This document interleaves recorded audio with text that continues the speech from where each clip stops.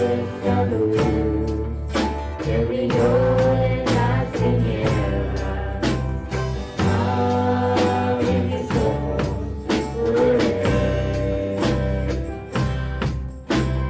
Mi corazón adora tu hermosura, esperanza de vida eres tú. Otra vez.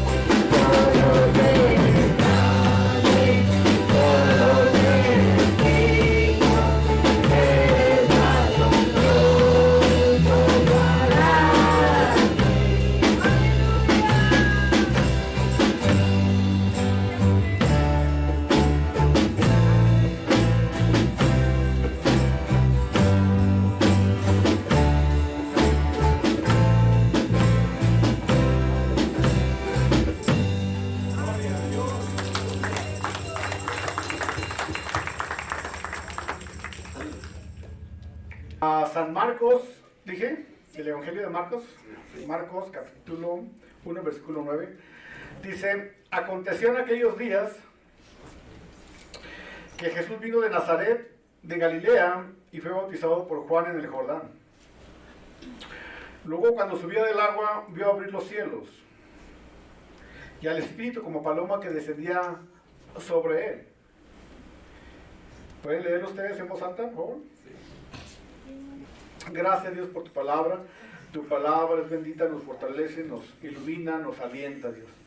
Gracias te damos por tu bendición, porque eres todo poderoso. Bendice nuestra vida, guárdanos, cuídanos y llénanos tu sabiduría, de tu toque divino en esta tarde, Señor, de tu presencia.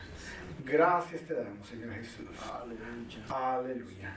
Bueno, estamos aquí en Marcos, hermanos, capítulo 1, navegando a través de Marcos capítulo 1. En el capítulo anterior, en el versículo 1, cuando empezamos en los primeros textos, hablaba de que Marcos, el joven Marcos, a lo mejor era un joven de unos 12, 13 años, 14 años, cuando el Señor Jesucristo fue apresado, amén, y que fue llevado allá con los soldados, hermanos. En aquel momento en que Pedro, ¿se acuerda?, le negó al Señor Jesucristo. Más o menos esa edad tendría Marcos, unos 12 o 13 años. Miramos que Marcos también acompañó a Pablo y a Bernabé en el primer viaje misionero. Amén. Era joven él.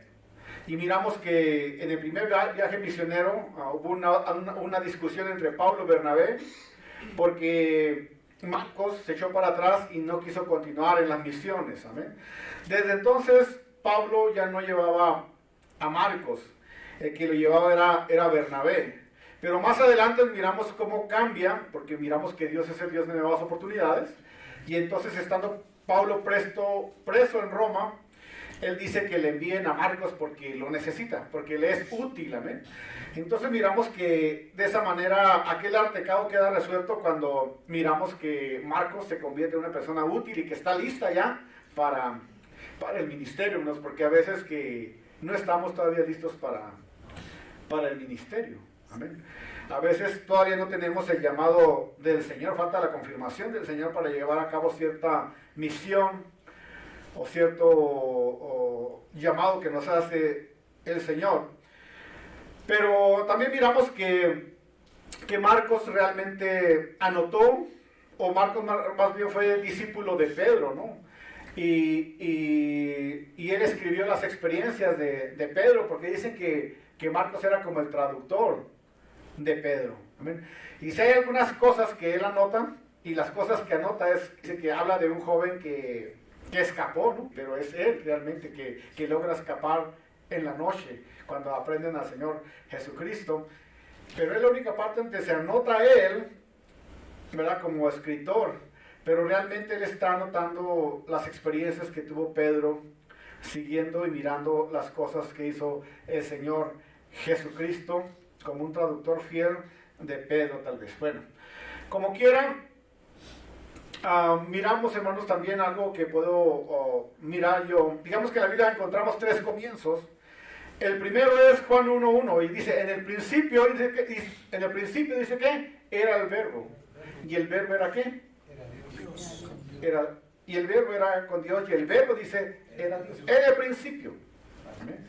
Y luego en Génesis también encontramos, en el principio, dice, Dios creó los cielos, dice ¿qué? Y la tierra. Y me gusta Marcos, porque Marcos dice, principio del Evangelio ¿de quién? De Jesucristo, el Hijo de Dios. Todavía miramos como tres principios, ¿verdad? Pero algo que me llama mucho la atención de Marcos es que Marcos no empieza el libro haciendo como política, ¿verdad? Discutiendo, ay, Jesucristo, hijo de del feo, ¿verdad? Todo el árbol genealógico, como tratando de hacerle entender algo que realmente, ¿quién es Jesús?, ¿no? Como los otros evangelistas. Marcos no se complica, y cuando miramos el primer versículo dice, principio del Evangelio de Cristo, el Hijo ¿qué? De Dios. O sea, no tiene ninguna duda, no quiere saber si tiene linaje de rey, si es él no quiere saber nada de eso. Él está convencido de que Jesucristo, hermanos, es el Hijo de Dios. Amén. Y entonces, esto es lo que me llama la atención mucho de Marcos. Siendo joven Marcos, él dice, yo no ando con problemas. También hay problema. Jesucristo es el Hijo, ¿qué? De Dios. Amén. Va al grano, Marcos. Porque Mateo, bueno, los tres evangelistas, Mateo, Marcos y Lucas, nos presentan un perfil de Jesús. Por ejemplo, el evangelista Mateo nos habla de Jesús como el león de Judá. Marcos, el libro que estamos estudiando ahora, nos presenta a Cristo como el servidor, el siervo, el sirviente, el que vino a servir, no a ser servido. Y Lucas, el evangelista, nos presenta a Jesús como el Hijo del Hombre. Y Juan nos presenta a Jesús como Dios, el Verbo encarnado y haciéndose ¿qué? De Dios, ¿no? Entonces, Marcos nos lo presenta como el siervo, el que vino ¿qué? A servir. Y entramos de lleno ahí. Aconteció en aquellos días que vino Jesús de Nazaret de Galilea y fue bautizado por Juan, dice que en el Jordán. Luego, subiendo del agua, vio abrirse los cielos, y el Espíritu como paloma que descendía sobre él. Y hubo una gran voz del cielo que decía, tú eres mi Hijo amado, y en ti tengo ¿qué? Contentamiento. Jesús vino de Nazaret de Galilea y fue bautizado por Juan, dice que en el Jordán, porque ahí estaba Juan, dice que bautizando. Y Juan bautizaba con agua, solamente para perdón de los pecados. Y cuando alguien se arrepentía y decidía seguir a Cristo, entonces estaba presto para ser bautizado por Juan en las aguas, ¿verdad? Pero Juan decía, yo lo bautizo solamente en agua, pero viene uno detrás de mí más poderoso que yo, el cual no soy digno ni siquiera de desatar las correas de sus sandalias. Ese los bautizará en fuego, en poder del Espíritu Santo. En otras palabras, diciendo Juan, yo los bautizo solamente en agua común, como para que ustedes testifiquen, se pongan la camisa de que ahora ustedes deciden servir ¿quién? A Cristo. Y sus problemas de pecado, del alma, de tristeza, de soledad, sus problemas del alma, de lo profundo, la falta de perdón, celo, la ira, contienda, la envidia, la discordia, todas esas cosas, podría haber dicho Juan, yo no las puedo arreglar, pero viene uno detrás de mí, que Él es el mero, el poderoso, el que sí lo puede hacer, el que puede entrar a lo profundo de su alma, de su corazón, y sanar todas esas heridas que has tenido durante el transcurso de su vida. Hasta la herida más profunda que has tenido, tu padre te lastimó, tu mamá te lastimó, sufriste, fuiste maltratado, fuiste herido, tuviste problemas de niño, qué sé yo, cualquier cosa, Él es capaz de sanar todo eso y hacerte una nueva criatura. Porque si alguno está en Cristo, nueva criatura es, dice, las cosas viejas pasaron y todas son hechas nuevas. El que viene de mí, Él es poderoso, Él puede hacer eso. Qué hermoso, ¿no? Y es que realmente es como nosotros, cuando bautizamos a alguien, lo bautizamos en el nombre del Padre y del Espíritu Santo, esperando que Dios haga un milagro en esas áreas en las que nosotros como pastores no podemos hacer. Porque nosotros solo somos guías, enseñamos la palabra del Señor, pero es el Espíritu Santo el que hace ¿qué? La obra. ¿Amén? Así es de que eso es lo que está explicando Juan, ¿verdad? Y Jesucristo vino también de Nazaret de Galilea para ser bautizado por Juan en el Jordán. Luego cuando el Señor Jesucristo fue bautizado, y se subió del agua, vio abrirse los cielos, y al Espíritu como paloma que descendía sobre él.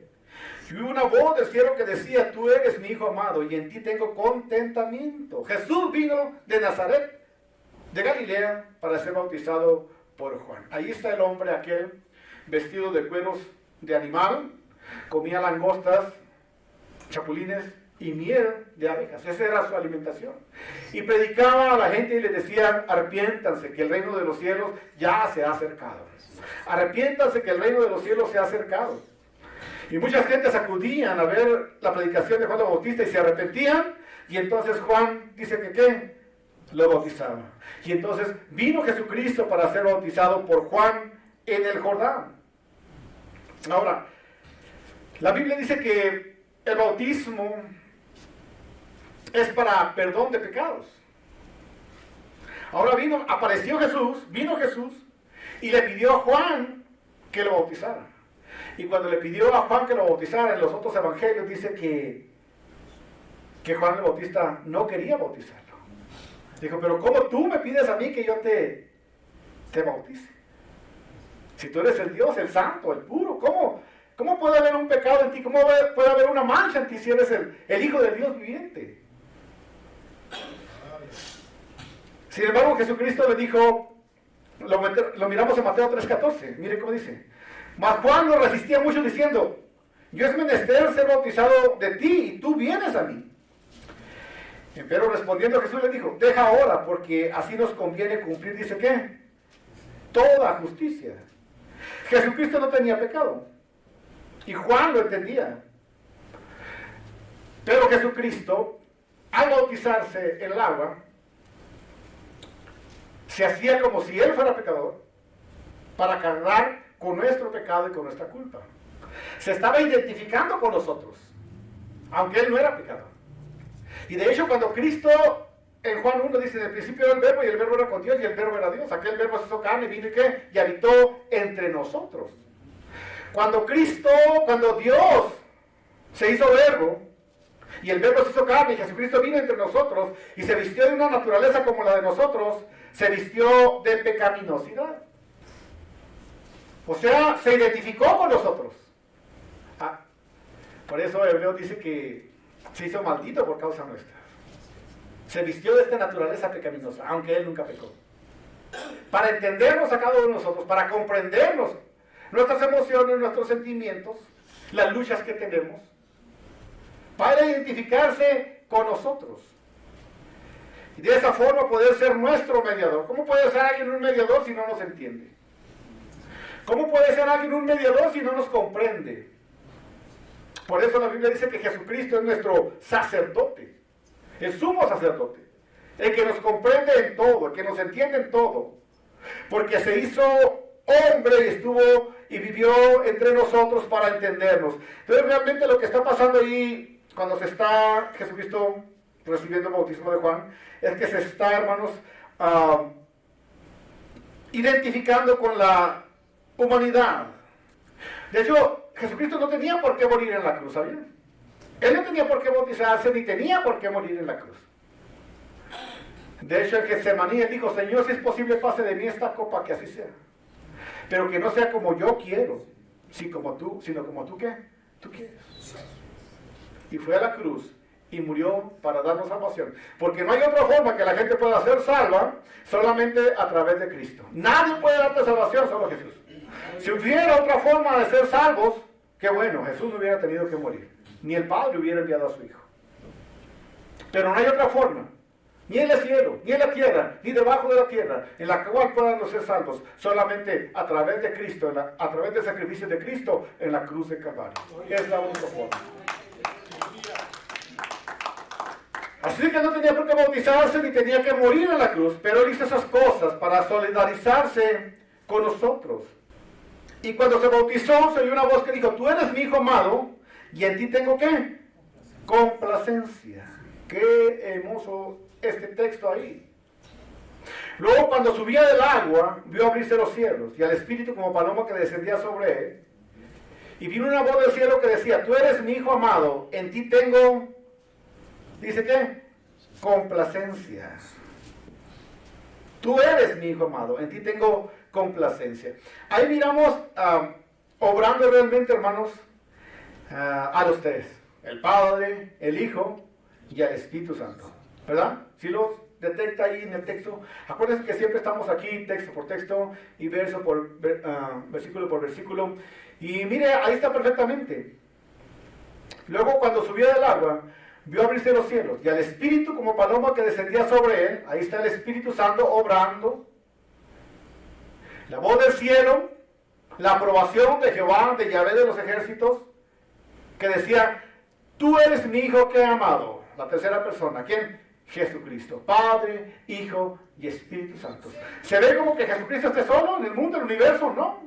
¿Se ve como que Dios esté solo en el universo? No. ¿Se ve como que el Espíritu Santo esté solo en el universo, en el cosmos? No, dice que están tres, Padre, el Hijo y el Espíritu Santo, y los tres son, dice que, uno solo, actuando de formas que diferentes.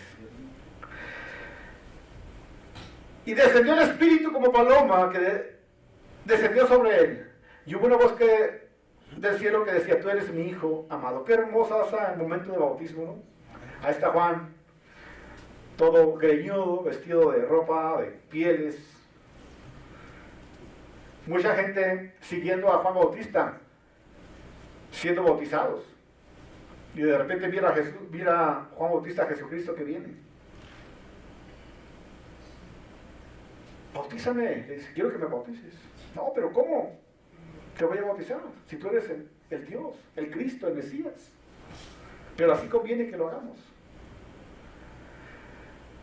Así que al momento dice que dice cuando va subiendo del agua, dice que los cielos, dice que se abrieron. Yo no sé cómo sería eso, pero dicen que a lo mejor algo tremendo pasó en los cielos. Cuando Cristo murió, dice que también hubo estruendos en el cielo, hubo temblores. El templo tembló ahí, y el lugar santo, los velos se rompieron, pasaron cosas tremendas. Pero aquí dice, los cielos se abrieron, tal vez algo tremendo sucedió. Y luego, después de eso, una voz del cielo que decía, no creo que era una voz suave, eran truenos, algo fuerte, como cuando truenan tal vez las aguas, porque había gozo en la presencia del Señor, porque había un método, una forma en la cual se podía salvar a la humanidad. Juan 3:16 dice, porque de tal manera amó Dios al mundo, tanto nos amó, que dio a su Hijo unigénito, a Cristo, para que todos aquellos que en Él crean no se pierdan, sino que alcancen, dice que, la vida eterna. Estaba listo y era Cristo que se ofrecía para morir, para darnos salvación. Era triste y era gozo para Dios, porque por fin podía Dios restaurar, hermanos, al hombre otra vez en el Edén, a través de Cristo Jesús, o en el paraíso, o darle vida eterna, o darle las bendiciones que tenemos al confiar en Cristo Jesús. Amén. Así es de que hubo gozo ahí.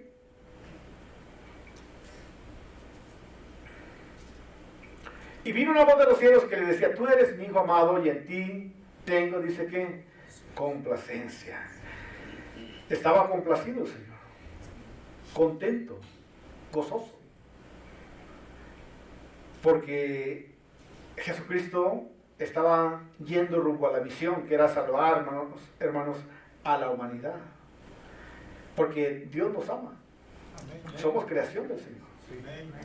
El amor de Dios es grande, tanto, dice, Juan te dice, tanto amó Dios al mundo, a las personas, que dio a su Hijo unigénito para que todos los que crean en Cristo sean salvos. Pero también la Biblia dice que el que cree en Cristo es salvo, pero el que no cree en Cristo es condenado. Ya ha sido condenado, porque si no crees en Cristo para salvación, ya no hay otra forma de ser salvo. Ya no hay nada más que hacer si rechazas a Cristo. Ni tus obras, ni tus ritos, ni tus ceremonias, nada te puede salvar. La única forma es Cristo Jesús. La gente se condena y va a ir al infierno. ¿Sabe por qué? No por lo que hace. Va a ir al infierno por rechazar a Cristo Jesús. El único que puede transformar y cambiar sus vidas y darles vida que eterna. Amén. Y bueno, ahí en el 12 seguimos. Luego, después del bautismo, luego el Espíritu le impulsó, dice que, al desierto. Es algo muy curioso que casi siempre cuando una persona decide dar este paso de fe y bautizarse, en el nombre del Padre, del Hijo y del Espíritu Santo, y ir a las aguas bautismales, casi siempre empiezan las pruebas. Cuando decides dar un paso de fe así de esa magnitud, como que luego vienen las pruebas. La familia, alguien siempre te va a molestar. ¿Y por qué? ¿Qué ya te hiciste hermano? ¿Y qué ya cambiaste de religión? ¿Ya cambiaste de chaleco? ¿Y ahora qué? Pues es que tú le tienes que decir, ¿sabes que estaba ciego? Y ahora veo la luz, ¿qué? De Jesús. ¿Verdad? Estaba ciego, no miraba. Y ahora conozco. Conocerás la verdad y serás completamente, conocerás la verdad y serás verdaderamente ¿qué?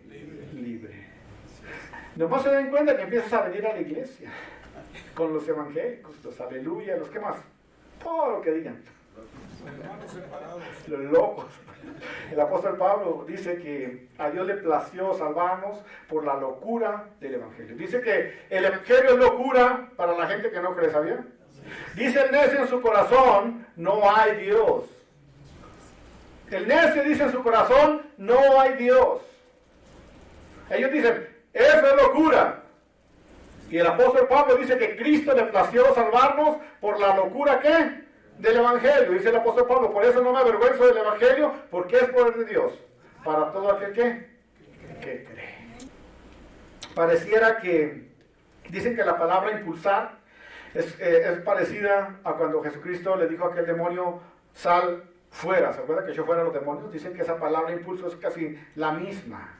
O sea, el Espíritu Santo como que lo urgía rápido a que estuviera en el desierto.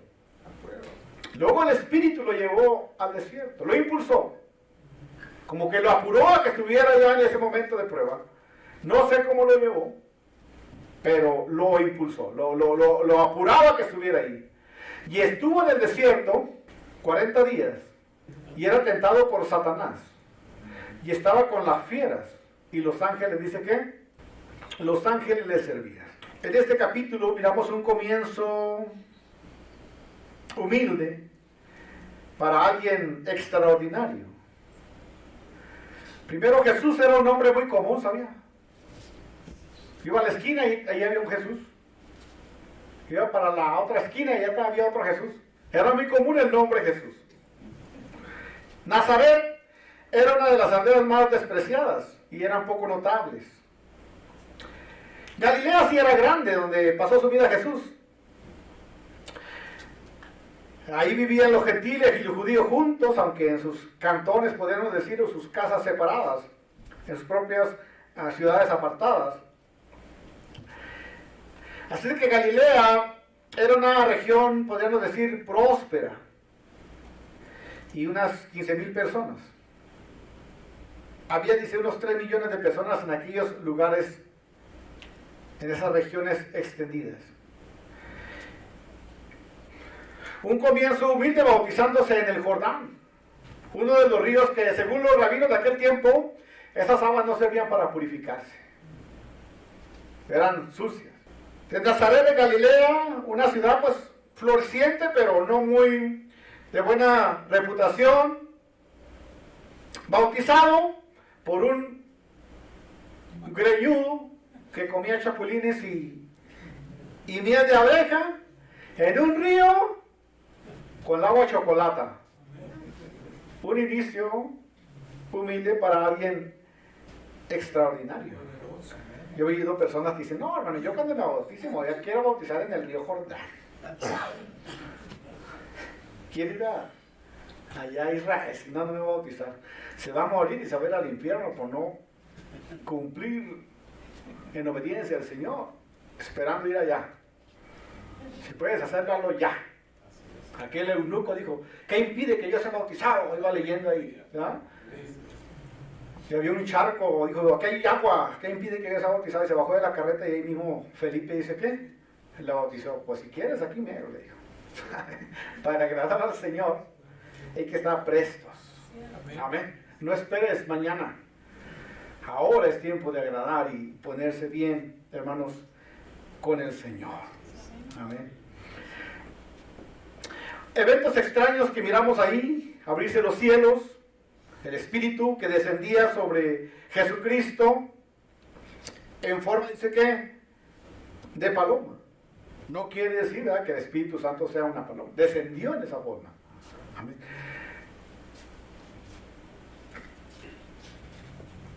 Y vino la voz del cielo que decía, tú eres mi hijo amado. Otra cosa extraordinaria que sucedió.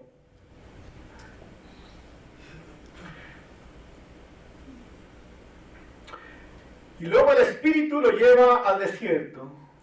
Y está en el desierto 40 días. Y era tentado por Satanás. Y estaba con las fieras y los ángeles, dice que le servían. Marcos, yo veo a Marcos, lo veo que será porque era un joven, pero él va al grano. ¿No ven que va al grano? La genealogía de Mateo, ¿sabe cómo empieza? Es casi un capítulo. Este era hijo de aquel del otro, este era del otro, este era de este, aquel, y empieza tratando de ligar cabos para ver si Jesús tenía linaje de David, ¿no? Tratando de ligarlo acá por el lado de José o por el lado de María. Pero Marcos dice, no, él era el hijo de Dios. ¿No? Él era el hijo de Dios.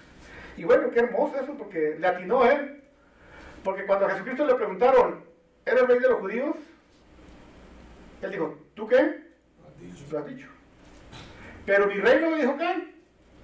No es de este mundo. Qué hermoso, ¿no? No nos interesa este mundo. Yo voy a un lugar que mucho mejor. No sé dónde será, pero voy a un lugar que dice Apocalipsis, cielo nuevo y tierra que nueva. La diferencia en ese nuevo lugar, que no sé dónde sea, dice que ahí el mar ya no ¿qué? Existió. Dice la Biblia que nosotros somos como peregrinos, que vamos de paso, y así dice la Biblia, que la vida es como la flor del campo, que aparece por un tiempo, pero luego cuando sale el sol, dice que se marchita. La vida así es, si no, vean sus hijos, vean sus nietos, véanse ustedes mismos, cómo la vida se va así. Oh, cuando estás niño es largo, cuando estás joven también. Pero ya nomás pasa de como Miguelito, del tostón para arriba ya, como que va así la vida, ya quieres, detente por favor. Puro just for men. Así es la vida, ¿no? ¿Qué vamos a hacer? Pero estamos en Cristo, en el camino correcto, y nos dirigimos a un lugar. Decía un hermano, después de 75 o 70, y camino al cielo. Otros antes todavía. Pero como quiera que sea, estamos listos, ¿no? Dijo el apóstol Pablo, para mí morir es Cristo, para mí vivir es Cristo, y morir, dice, es ganancia, porque deseo estar mirando el rostro cara a cara del Señor Jesús. Cielo nuevo y tierra nueva. Una vez entrando allá, no vas a querer salir, hermano. A ver. Mentira de esos que dicen que fui, que vine, que estuve muerto 3 días y luego regresé y luego volví a ir. Mentira. Una vez que entras allá está tan hermoso, tan maravilloso, todo, que no quieres regresar nada acá. Amén. El único lugar donde quisiera regresar es el infierno. Pero de allá no vas a poder. Amén. Pero de cielo, tú no quieres salir de ahí. Tú vas a estar gozando con el Señor. Cuando dice la Biblia calles de oro y mar de cristal, él no está hablando que todo sea así, está hablando de la belleza indescriptible que puede haber allá. Amén. Algo que escapa, hermanos, de nuestra mente. Estuvo 40 días y era tentado por Satanás y estaba con las fieras y los ángeles le servían. Marcos no da muchos datos como los otros evangelistas. Mateo y Lucas, los otros evangelistas, dicen a qué tentaciones fue expuesto Jesús, ¿verdad? Ellos dan datos y dicen a cuáles, nombran algunas más. Pero Marcos el Valgrano, él dice, no, los 40 días fueron de tentaciones, no me anden con cuentos. ¿Sí? Explique bonito, ¿no? Él dice, no, desde que fue llevado, todos los 40 días fue tentado el Señor. Pero al último le dijo Satanás, escrito está, al Señor tu Dios adorarás y a Él solo ¿qué? Servirás. Y lo venció, porque no pudo tentarlo. Una tentación tras otra, una tras otra, una tras otra. Y Jesús lo reprendía con la palabra. Y el último lo reprendió y le dijo, al Señor tu Dios adorarás y solamente a Él ¿qué? Servirás. Dice Marcos, y estuvo entre las fieras. Los demás no dicen eso, pero Marcos dice, y estaba entre las fieras. Muchos estudiosos dicen que cuando estaba entre las fieras, como Satanás tentó a Cristo y no lo pudo hacer daño, sino Cristo permaneció firme, ¿verdad? Entonces lo venció a Satanás. Y cuando Jesucristo lo venció, entonces dice que las fieras, los ángeles estaban ¿qué? todos controlados, porque Jesucristo estaba demostrando su autoridad. Por eso la Biblia dice que el primer Adán pecó, ¿y qué? Y falló. Pero el segundo Adán salió, ¿qué? Victorioso. Y Cristo vino a retomar esa autoridad, hermanos, que había perdido Adán. ¿Amén? Por eso dice, y las fieras del campo le servían. Pero no solo a las fieras del campo, sino dice también que los ángeles, ¿qué? Le servían. Porque él era el victorioso. Él estaba en victoria. Amén. Y miramos entonces el control de Cristo sobre todas las cosas, porque Él es, hermanos, el victorioso. La tentación no pudo con Él. Podrían decir la revancha, ¿no? Porque el primer Adán una manzana nada más. Y por la princesa, ¿no? Porque la princesa se comió el fruto y ya le dio a Adán. Y perdió su autoridad. ¿Verdad?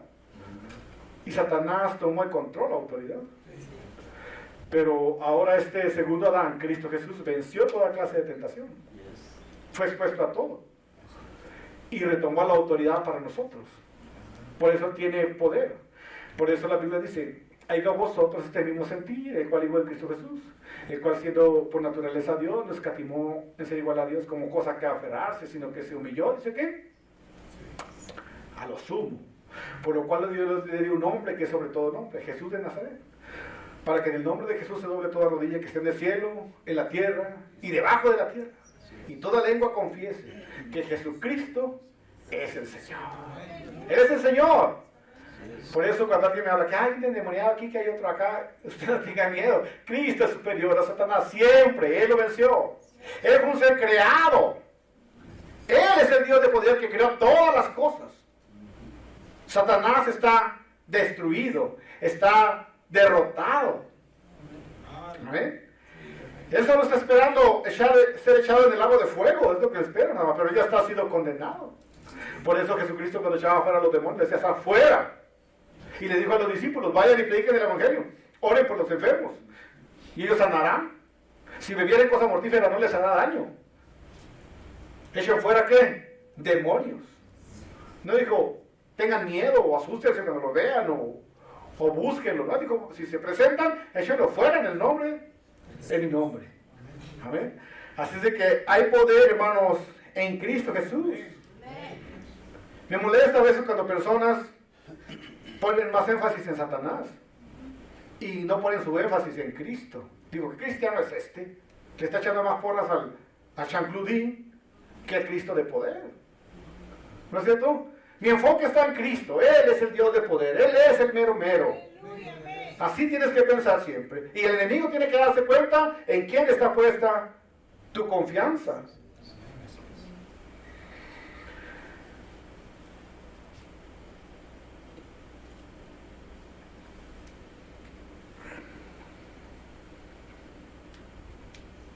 Estuvo en el desierto 40 días y era tentado por Satanás. Y estaba con las fieras.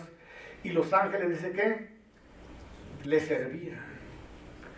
Después que Juan fue encarcelado, Jesús vino a Galilea predicando el evangelio del reino de Dios, diciendo, el tiempo se ha cumplido y el reino de Dios se ha acercado. Arrepiéntanse y crean que en el evangelio. Bueno, Marcos no da muchos detalles acerca de la muerte de Juan el Bautista. Nomás dice que cuando fue encarcelado, ¿verdad? Pero hemos leído en los otros evangelios cómo Juan Bautista fue degollado, amén, por confrontar a los reyes con la verdad del evangelio, amén.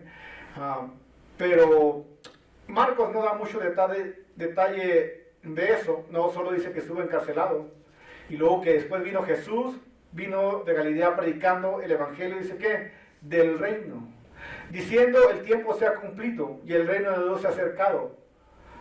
Arrepentíos y cree que en el evangelio. Marcos poniendo su énfasis, hermanos, siempre ¿quién? En Jesús. Amén. De hecho, Marcos no pone mucho énfasis en Juan el Bautista. Qué bueno, porque si no Juan el Bautista le hubiera regañado. Porque Juan el Bautista dijo, es necesario que mi ministerio ¿qué? mengue. Y que el ministerio de Cristo, ¿qué? Crezca.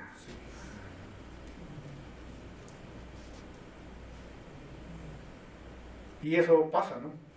Cuando ves tú un predicador que pone mucho énfasis en lo que él hace.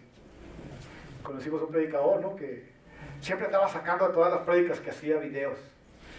Pues oraba por endemoniado y le sacaba fotos, ¿no? Como quería ser como Benny Hinn, algo así. Que quería poner mucho énfasis en su persona, en las cosas que hacía. Si debe haber algún énfasis es en que estás predicando la Biblia texto por texto, versículo por versículo, como un obrero que no tiene, dice la Biblia, nada de qué, avergonzarse. Pero que yo esté predicando, que tumbe a alguien aquí, que lo ponga a dar vueltas ahí, que empiece ahí, que lo sube en las cámaras, ¿para qué? Dime, ¿para qué es eso? Eso es show, ¿cierto o no? Sí, pues ¿para qué? Y sí, se ha hecho eso, y me ha gustado hacer eso, y he hecho eso, pero a veces en privado, alguien tiene un problema de eso, se van todos, oramos por él, echamos fuera ese demonio en nombre de Jesús y ya. No batallamos, ¿no? Porque el Señor se encarga. Cualquiera de ustedes puede ser usado para sanidades, para diferentes cosas. Si le creen al Señor y creen en su palabra. Si tuvieran fe pequeña, como un granito de mostaza, pero una fe activa, pueden orar entre ustedes mismos, en sus familias, en sus hogares, y no esperar a alguno de los líderes que hay en la iglesia, porque ustedes tienen la autoridad que les ha dado el Señor, si le creen a su palabra. Amén, si creen en su palabra. Después de que Juan estaba encarcelado, Jesús empezó a predicar el Evangelio diciéndoles que el reino de Dios se había acercado.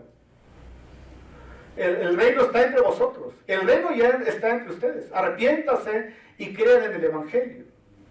Era el mensaje de Jesucristo. El mensaje de Juan el Bautista era arrepiéntanse porque el reino de los cielos ¿qué? Se acerca. Y el mensaje de Cristo es el reino de Dios está ya ¿qué? Entre vosotros. Ya está entre vosotros. Ahora es tiempo de venir a las buenas noticias. ¿Cuál es la buena noticia? El reino de los cielos ya se ha acercado. Cristo está entre ustedes. Amén.